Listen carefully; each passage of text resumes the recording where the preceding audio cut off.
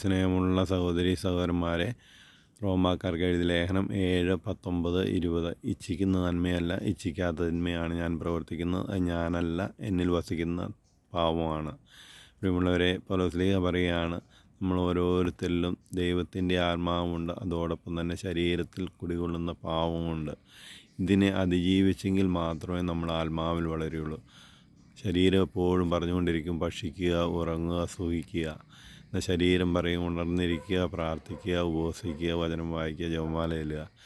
എപ്പോഴും ഈ സംഘർഷം നമ്മുടെ ശരീരത്തിലുണ്ട്. എന്നാൽ ഇതിനെ അതിജീവിച്ചവരാണ് വിശുദ്ധരെന്ന് പറയുന്നത്.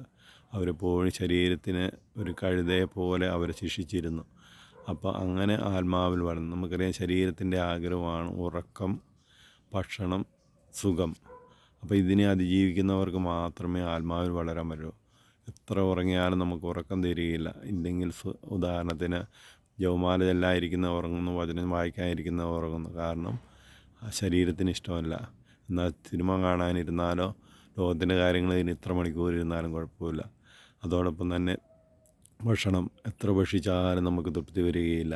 അപ്പോൾ അതിന് നമ്മൾ ഉപവസിക്കുക. അതുപോലെ തന്നെ ഉറക്കത്തിന് നമ്മൾ ജാഗരണം എടുക്കുക. അതുപോലെ തന്നെ ശരീരത്തിൻ്റെ സുഖങ്ങൾ, സെക്സുമായി ബന്ധപ്പെട്ട കാര്യങ്ങൾ, ഇങ്ങനെ ഇതിനെ അതിജീവിച്ചെങ്കിൽ മാത്രമേ നമ്മുടെ ആത്മാവിൽ വളരുള്ളൂ. ആത്മാവ് ശരീരത്തെ കീഴ്പ്പെടുത്തിയെങ്കിൽ മാത്രമേ നമുക്ക് ആത്മാവിൽ വളരാനായിട്ട് സാധിക്കുള്ളൂ. അങ്ങനെ ആത്മാവിന് പോഷണം നൽകുന്ന പ്രാർത്ഥനയും ഉപവാസവും വചനവായനയും ജപമാലയും നമ്മുടെ ആത്മാവിൽ വളരുവാനായിട്ട് ആഗ്രഹിക്കാം. അതിനുവേണ്ടി പരിശ്രമിക്കാം. ശരീരത്തെ അതിജീവിക്കാനുള്ള കൃപയ്ക്കായി നമുക്ക് പ്രാർത്ഥിക്കാം. ആമേൻ.